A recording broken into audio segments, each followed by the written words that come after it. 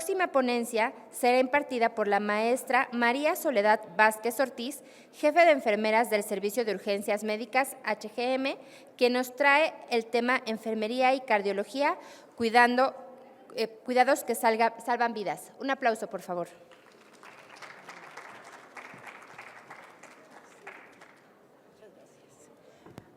Buenos días, pues agradezco al comité organizador por esta invitación y bueno, yo creo que es importante saber cómo se está manejando actualmente los cuidados que se proporcionan en el área de cardiología por parte de enfermería. Analizando realmente todo lo que está pasando en nuestro entorno, en nuestra sociedad, podemos ver que las enfermedades cardiovasculares son un punto muy importante en la epidemiología, dado que es generado en hombres mayores de 45 años y en mujeres mayores de 65 años. Constituyen el 25% de mortalidad en países en vías de desarrollo y el 50% en países industrializados. Aquí podemos ver una gran diferencia estadísticamente, dado que pudiéramos pensar que debería ser en vías de desarrollo un mayor elevado el porcentaje, pero vemos lo contrario. En España, las enfermedades cardiovasculares causaron el 40.7% de todas las defunciones. En hombres es el predominio la cardiopatía isquémica y en mujeres las enfermedades cerebrovasculares. En 2022, las enfermedades cardiovasculares fueron la principal causa de muerte en México, un exceso de mortalidad de hasta un 38% por encima de lo proyectado, registrándose 340,000 muertes. Las cardiopatías isquémicas representaron el mayor porcentaje de estas muertes.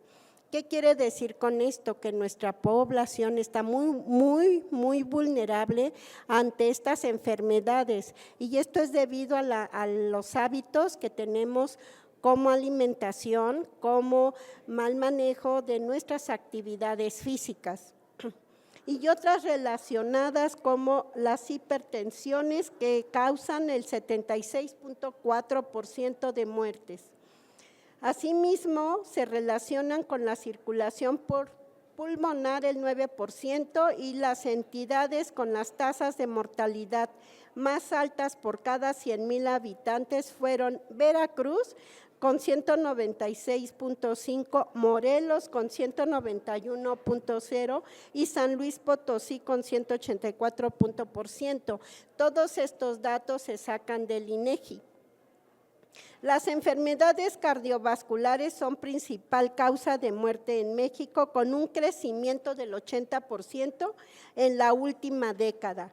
Expertos advierten que la hipertensión arterial y la obesidad son los principales detonantes de estos casos de salud pública.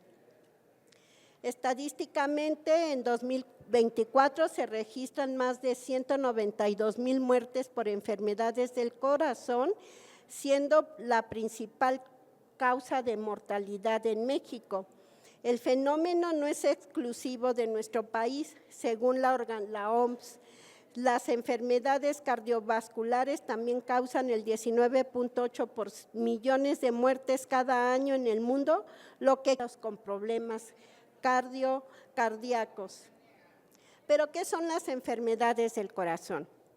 Bueno, cuando las personas hablan sobre enfermedades de corazón, generalmente hablan de la cardiopatía coronaria y en enfermedades de las arterias coronarias. No sé si alguien que está trabajando actualmente, vemos cómo nos llegan los pacientes con infartos, con EBCs, en donde ya actualmente se están protocolizando estas enfermedades para generar los códigos. El código ictus, ¿alguien sabe cómo se maneja el código ictus?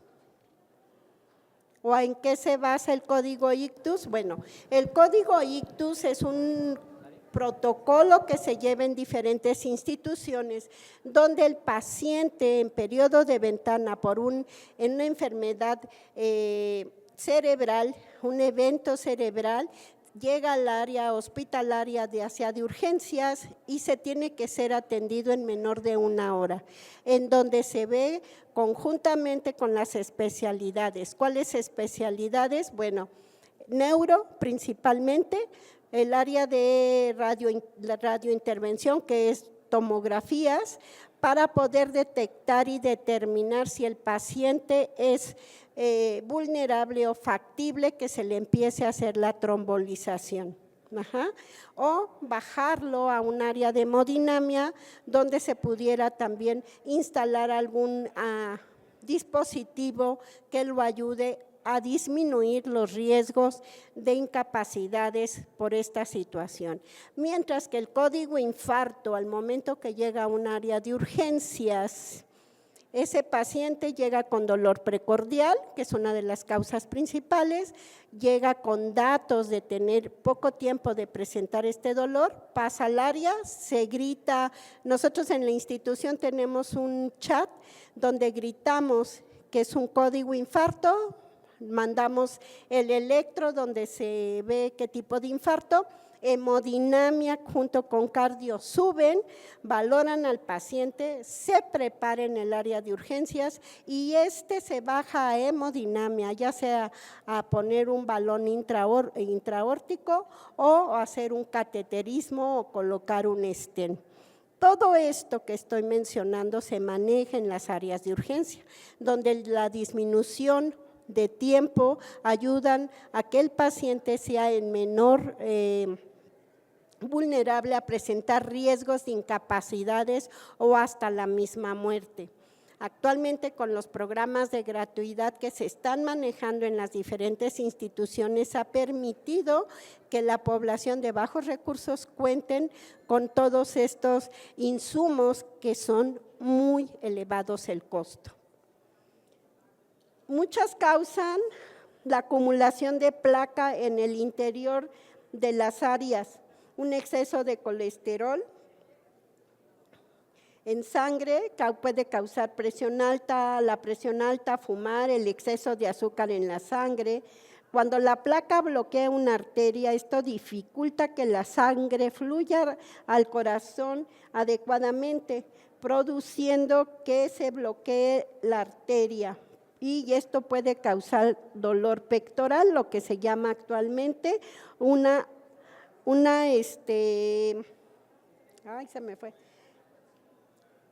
está generando un dolor precordial porque está generando muerte en el miocardio, porque no está generando que entre la sangre o fluya la sangre como debe de ser. Aquí podemos ver que las enfermedades cardiovasculares son desórdenes causados principalmente por obstrucciones que impiden que la sangre fluya adecuadamente hacia el corazón o el cerebro. La causa más frecuente pues son la formación de depósitos de grasa, ¿sí?, en las paredes de los vasos sanguíneos. Y aquí podemos ver cómo se puede ver el primer imagen, la sangre fluye adecuadamente, cómo se va cerrando ese vaso, pero ya acá abajo vemos que cuesta trabajo que la sangre fluya adecuadamente.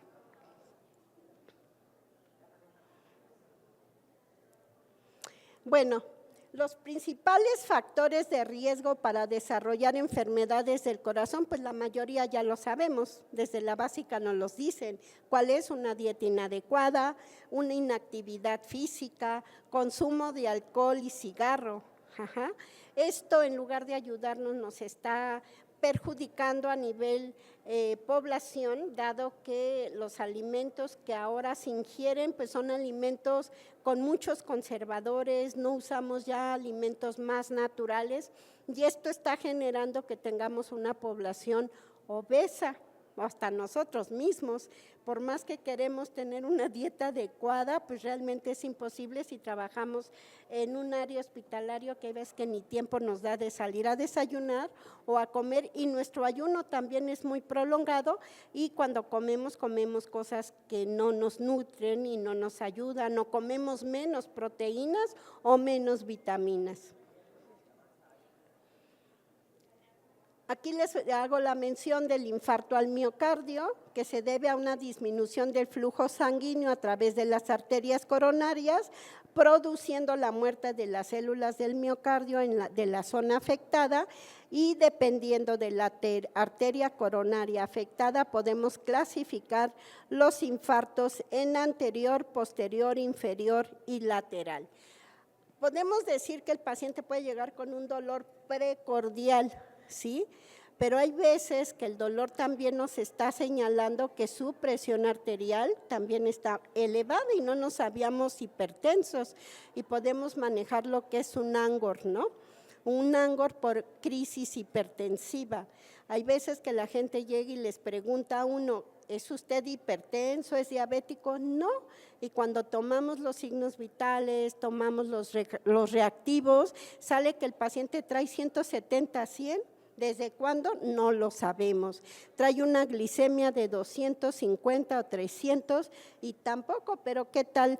Siguen con su coca, siguen con sus galletas, fuman. Entonces, todos esos factores de dieta están repercutiendo en nuestra población y generando el mayor número de casos de infarto al miocardio o de eventos cerebrales que se están presentando. ¿Cuáles son los síntomas del infarto? Bueno, entre hombres y mujeres pueden ser los mismos. Puedes incluir dolor de pecho, falta de aire, entumecimiento, debilidad o frío en piernas o brazos, mandíbula, garganta, abdomen superior o espalda. ¿Qué pasa cuando nuestros residentes R1 están en el área de urgencias y ven a un paciente que trae un dolor epigastrio? ¿Cómo creen que lo manejarían ellos? O hasta nosotras mismas también, ¿cómo lo manejaríamos? ¿Qué pensaríamos nosotros que sería ese síntoma? ¿Nadie? Pues un dolor.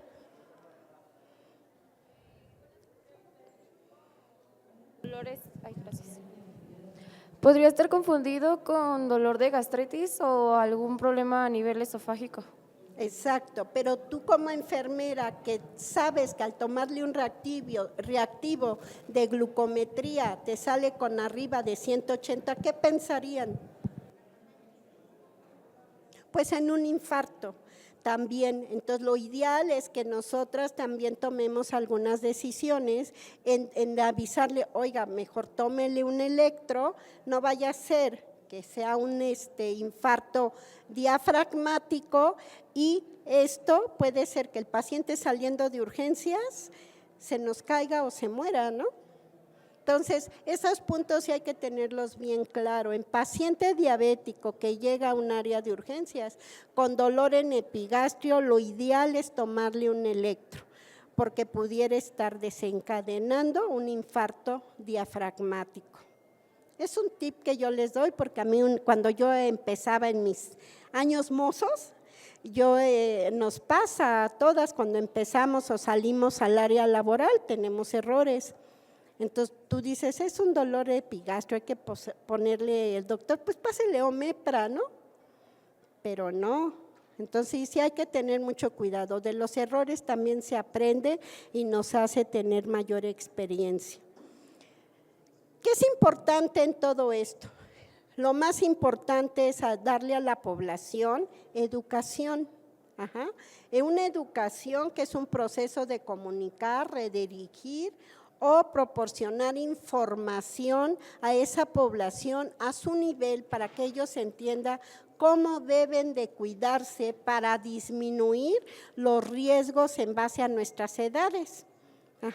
Muchas ocasiones llegan a las consultas y el médico le dice, no puede comer, hago una dieta rica en esto, pero pues si el paciente no tiene los medios, nosotros como enfermería tenemos que volver a lo que es la prevención, darles la información, qué tipo de dieta o preguntarle en su comunidad o en su colonia qué alimentos usted ingiere diariamente, que como mucha carne, ¿no? Porque para mí es lo mejor porque tengo un res y estoy cerca y el establo. Entonces, pues sí, pero acompáñela con verdura verde, salga a caminar de 30 a 1 hora, evite tomar Coca-Cola, que ahora esto es una de las líquidos que todo mundo, enfermo, no enfermo, siempre traen su coca, ¿no? Entonces son situaciones que nosotras enfermería debemos también de proporcionar. Informar al paciente acerca del propósito y acción de cada medicamento que se le esté indicando. De nada me sirve yo haber proporcionado cuidados en un área de hospitalización o urgencias y el médico genere una receta si yo enfermera no le informo al paciente cómo tomarse los medicamentos, si es durante el alimento, antes del alimento, posterior al alimento. Por eso es importante que todas conozcamos los efectos de medicamentos, sobre todo, por ejemplo, el losartán, el nifedipino, el enalapril. ¿Qué efectos causa el enalapril? ¿Qué efectos causa el enalapril? Causa tos. Es uno de sus efectos secundarios, causa tos. Si nosotros no le comentamos al paciente, este medicamento le va a causar tos, el paciente va a llegar creyendo que está enfermo de gripa y no, es el medicamento que está tomando. Entonces hay que avisarle al médico para que dosifique o disminuya o cambie ese medicamento, ¿no? Entonces hay que conocer los efectos de todos los medicamentos que manejemos en nuestras áreas. ¿Son muchos? Sí, pero cuando menos los efectos que pueden causar más daño a nuestros pacientes. Explicar el propósito de la dieta, instruir al paciente y familia sobre las comidas permitidas y prohibidas. ¿Sí? En un paciente diabético hay que decirle que el plátano es uno de los alimentos que menos puede tomar. O sea, no prohibirlo, pero sí notificarle que tiene mucha glucosa. Entonces, ¿cómo se lo debe de tomar? No es quitárselo, a lo mejor se lo puede tomar un día a la semana por el potasio y que el plátano tiene, pero también va a generar situaciones que el paciente, en lugar de disminuir glucosa, va a continuar con glucosa alta o va a aumentar más. ¿Cómo corro riesgo de desarrollar enfermedades del corazón? Toda la población corre riesgos, toda la población.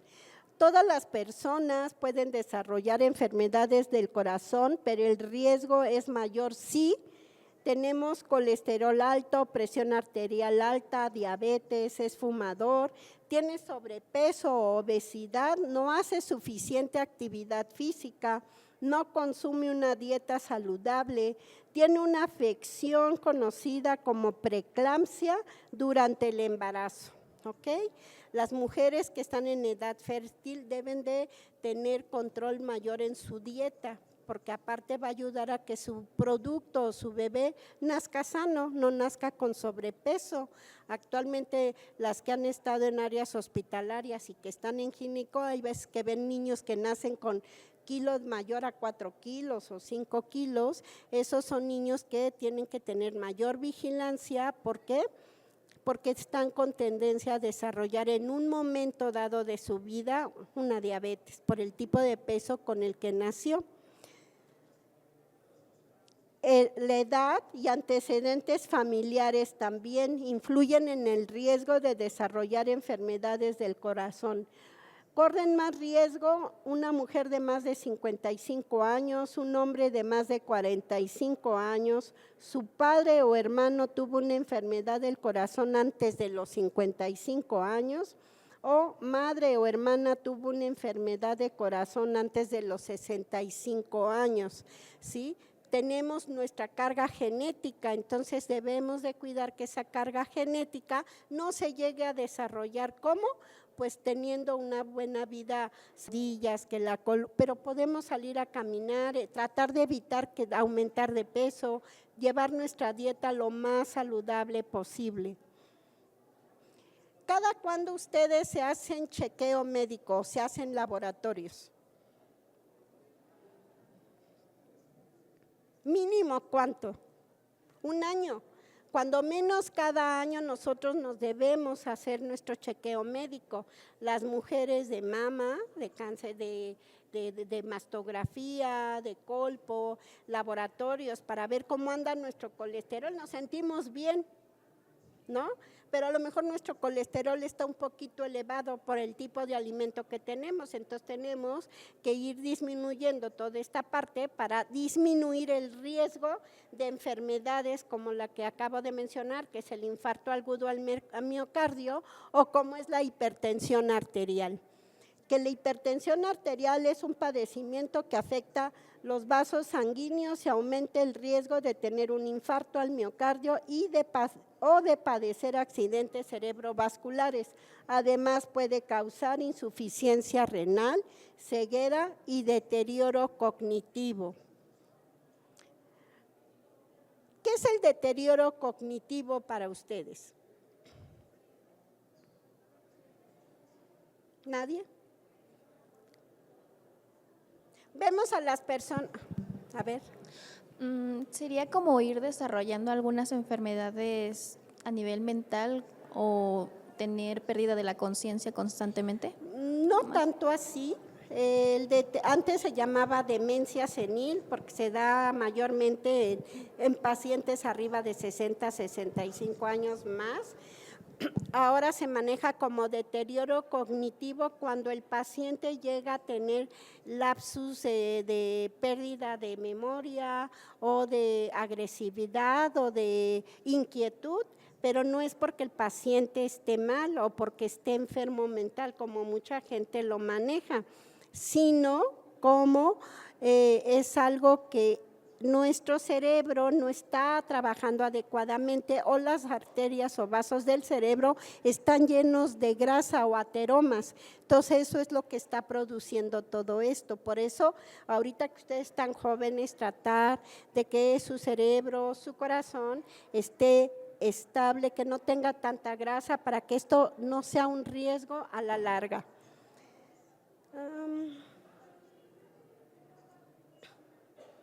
La Organización Mundial de la Salud recomienda 5 acciones para reducir la probabilidad de padecer hipertensión y sus complicaciones. La primera, pues llevar una dieta saludable, reducir el consumo de sal a menos de 5 gramos al día, comer 5 porciones de fruta y verduras, baja en grasa, especialmente saturadas, y limitar el consumo de alcohol.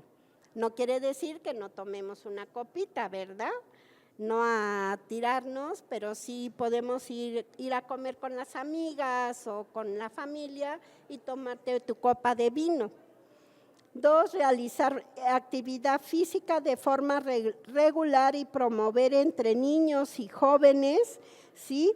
Cuando menos 30 minutos al día. Mantener un peso adecuado a la edad y estatura. 5 kilogramos menos de exceso de peso puede disminuir la tensión arterial.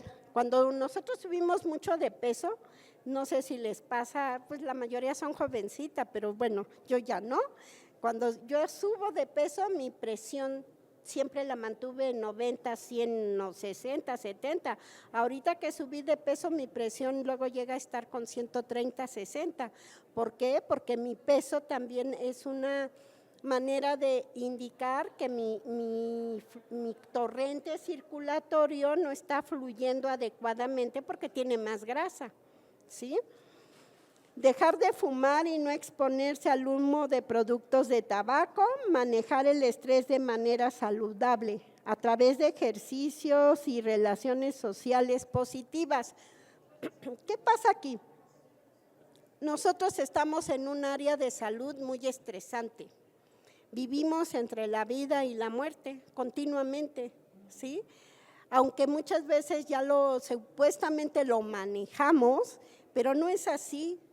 Llega emocionalmente a repercutirnos cuando un paciente vemos que fallece, que es joven, que decimos, ¿cómo se murió si está muy joven? ¿Por qué se dejó? Actualmente ahorita lo vemos con los pacientes jóvenes que nos llegan a urgencias por accidentes de moto, que no llevan casco, que llevan a 2, 3 gentes en la moto, motoneta, y que llegan y los ves y el paciente ya llega con una hemorragia intracraneal, llega con desprendimiento de algún miembro. Entonces, todo eso para nosotros, aunque no lo demostremos, es estrés, ¿no? Porque tratamos de mantener a esa persona con vida y emocionalmente nosotros nos estresamos, aunque no lo demostremos y nos estemos riendo en el grupo, ay, sí, hija, cotorreando con el grupo médico también, pero todos manejamos un estrés muy alto.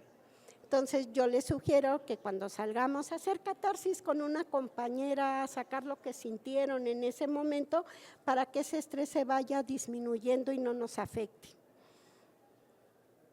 ¿A quiénes se deben dirigir las intervenciones preventivas? Bueno, a la población en general, a los prehipertensos, a todos los hipertensos y a los pacientes que estén con algún riesgo cardiovascular. De acuerdo a estimaciones realizadas en Estados Unidos, al modificar el estilo de vida aplicando las intervenciones, es posible reducir la mortalidad, como lo muestra el cuadro. Por ejemplo, al disminuir la presión arterial sistémica, 2 miligramos de mercurio, la enfermedad cerebrovascular disminuye un 6%. Si nosotros tratamos de tener nuestra presión controlada, no dejar que aumente arriba de 135, 140, porque para mí a lo mejor mi organismo ya se acostumbró a manejar una presión de 139/80, pero ya es una presión alta, ¿no? ¿Por qué? Porque esa no es mi presión, de acuerdo a nuestras edades. Aquí podemos ver las tablas que decía cuál es la presión óptica, cuál la normal alta y la hipertensión grado 1, la grado 2, la grado 3 y la hipertensión sistémica aislada. ¿Cuál es la aislada? Pues es la presión que aparentemente está dentro de límites, ¿sí? Pero ya es una hipertensión. A lo mejor es tensional, ¿no?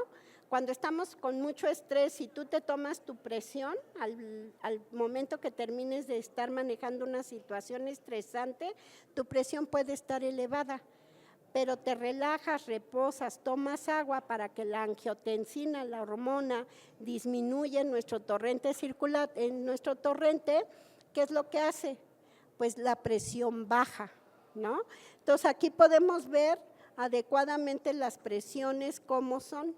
Entonces, tengamos cuidado, cuidemos a nuestra población, cuidemos a nuestros familiares que tienen cierta edad que puedan estar con este tipo de patologías. Aquí vemos que la hipertensión puede causar un EBC, que es el código STROI, que es lo que les manejaba al inicio, que puede también causar daño a nivel de oftalmo y puede causar también arterioesclerosis en nuestro torrente circulatorio, puede causar infartos y también puede generar daño renal.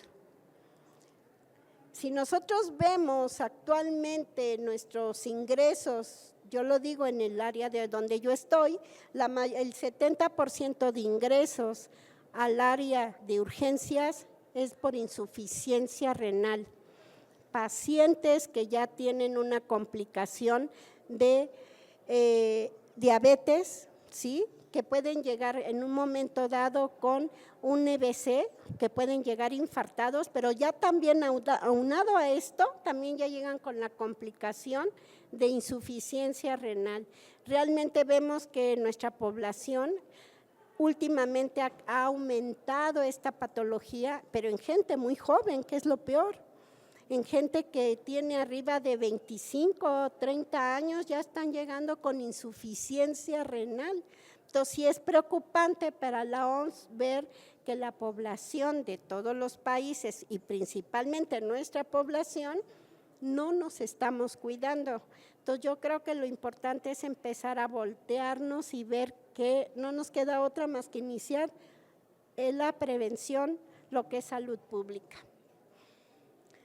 Cuida tu corazón, practica actividad física con regularidad, aliméntate sanamente, no fumes ni consumas alcohol, reduce la ingesta de sal y de grasas y evaluación médica constante para detección y tratamiento temprano. ¿Vale? Chicos, pues muchas gracias.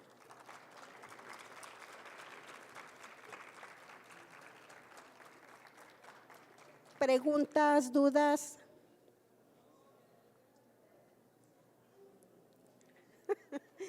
¿Le puede prestar el micrófono a la señorita de atrás?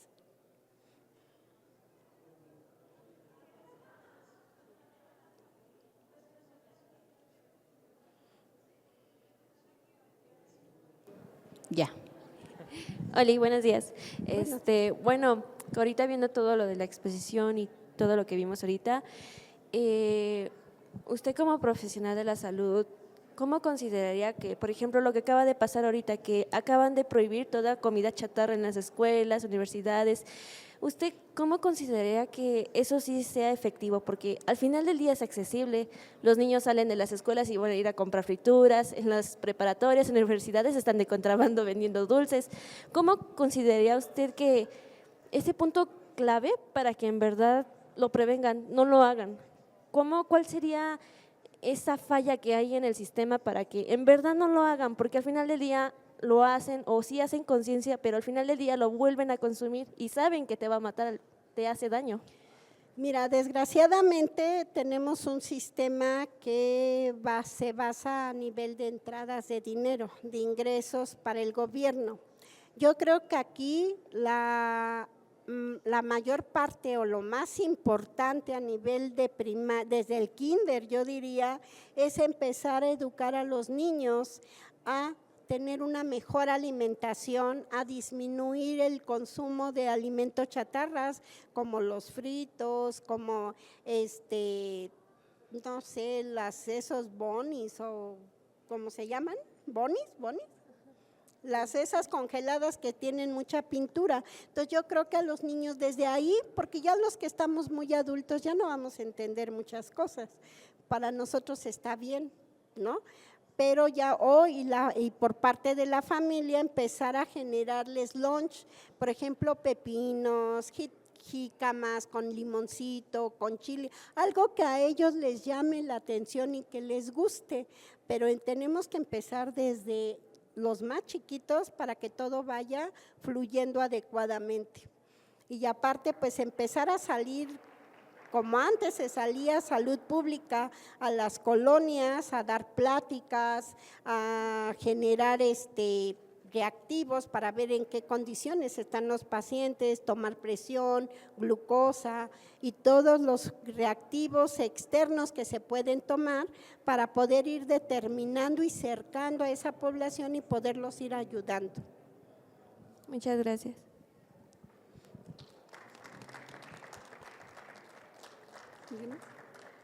Ella. Buenos días. Desde su experiencia, ¿qué intervenciones resultan más efectivas para disminuir el deterioro cognitivo en quienes ya tienen esta enfermedad? Mira, yo creo que la gente que tenemos cierta edad, no es dejar de hacer actividades, ¿no? No es quedarnos sentados en nuestra casa, hay que hacer crucigramas, la sopa de letras, empezar a hacer ejercicios de motricidad. Hay muchas áreas actualmente de casas asistenciales de día, ¿no? Que tú llevas a tu familiar de cierta edad porque tú no la puedes cuidar porque la mayoría de la familia tiene que trabajar, ¿no? Entonces ahí los enseñan, por ejemplo, a tejer, a pintar, a estar su mente activa.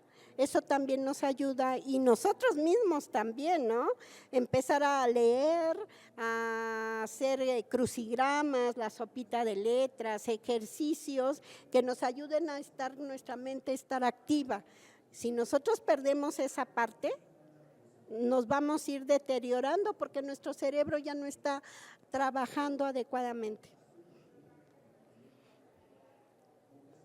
Betty.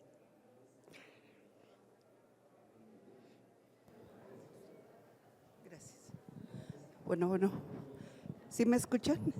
Bueno, con respecto a la alimentación, yo creo que esto es más bien, como decía la maestra Soledad, cultura de educación, prevención. Desde el inicio de la vida de los bebés, muchas veces las mamás recurren a lo más fácil y que ellos empiecen a saborear esos productos que se les preparan en casa. Incurriendo en la misma alimentación, nosotros como equipo de salud recurrimos a eso, no somos buenos jueces. ¿Por qué? Porque somos consumidores de coca, de la Coca-Cola, somos consumidores de las papitas. ¿Por qué? Porque nuestro propio estrés y a veces nuestro tiempo no nos permite salir a desayunar o tomar alimentos previos, y todo eso pues también a nosotros mismos nos va generando enfermedades crónico-degenerativas, la aterosclerosis, que es algo muy importante y que bueno, lo estamos generando para nosotros mismos. Algunas enfermeras también son fumadoras, o sea, somos consumidoras y dicen que el buen juez por su casa empieza. Entonces, ¿cómo queremos promover algo sobre nuestra alimentación si nosotros caemos en el error? Y bueno, tendríamos que reeducarnos para poder enseñar a la gente que está cercana a nuestros pacientes, decirles no consuma papas fritas, no consuma chatarra, no consuma tortas, hamburguesas, que es lo de hoy en día, ¿sí?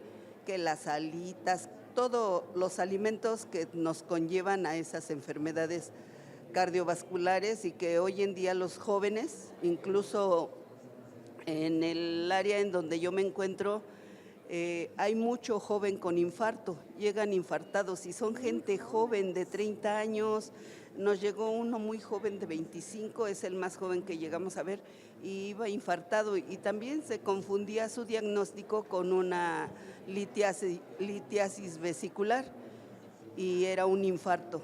Entonces eso es muy importante, todo lo que nos habló es de suma importancia hoy en día. Gracias. Ok, muchas gracias.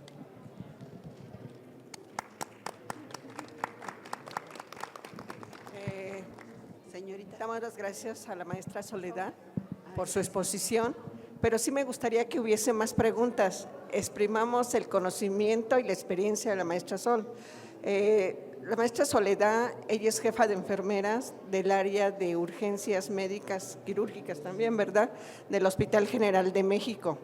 Entonces, además es ella enfermera intensivista con muchísima experiencia, de muchísimo tiempo. Entonces, pues traten de preguntar todas las dudas que tengan, no se queden con ellas y realmente pues podamos quedarnos con un poco del conocimiento que podamos tomar de ella y de la experiencia. Entonces, ¿alguna pregunta?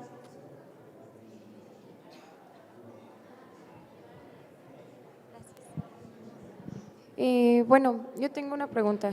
En el caso de que ya haya presente una enfermedad a nivel renal, que ¿sí aumenta la probabilidad de que se presente igual un infarto o una enfermedad cardíaca, aún ya teniendo la enfermedad controlada, o digamos que se reduce?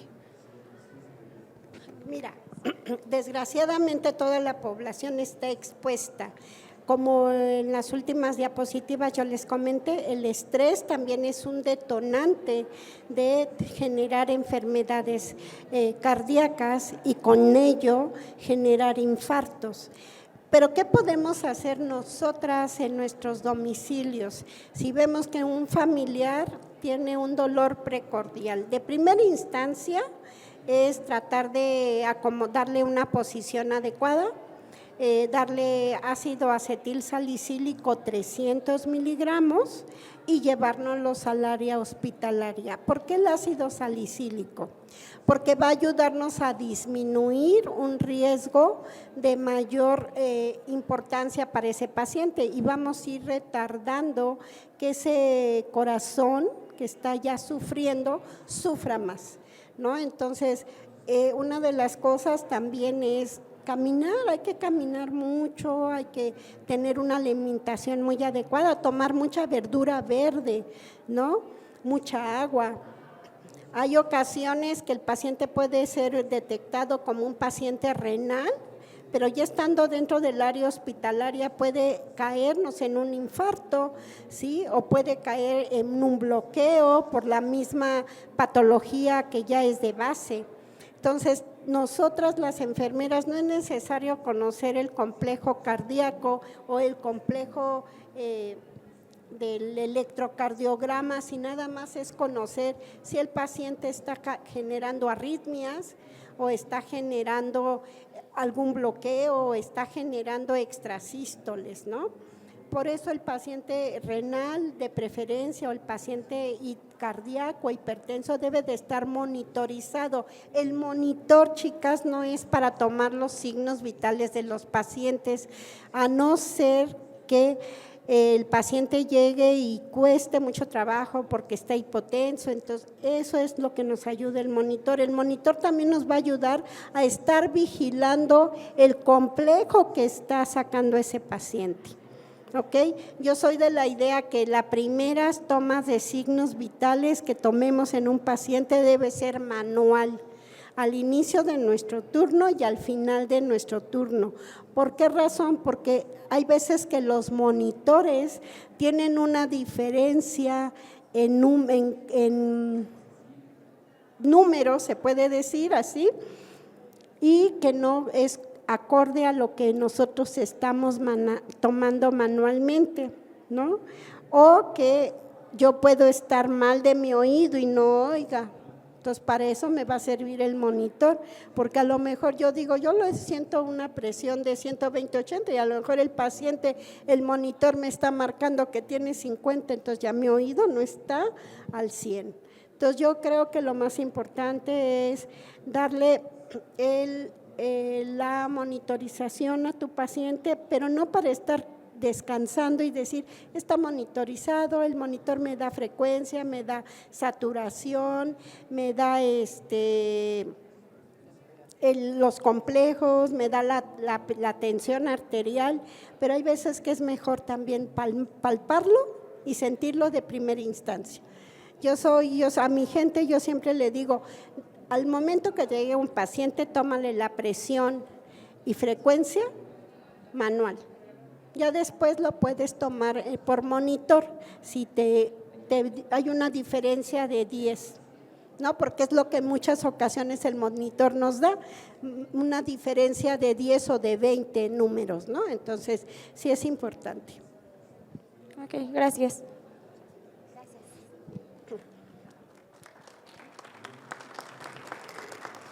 Bueno, Expo Medical y la Asociación Mexicana de Enfermeras Unidas, Asociación Civil, le da las gracias por su amplia exposición a la maestra María Soledad Ortiz Vázquez.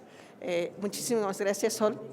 Agradan mucho verte nuevamente y espero que en próximos eventos la maestra pueda seguir compartiendo su gama de experiencia que tiene en cuanto al manejo del paciente, sobre todo por los servicios que ella está en el paciente que llega de urgencias, con algún evento de urgencias. Maestra Sol, muchísimas gracias, Sol. Gracias.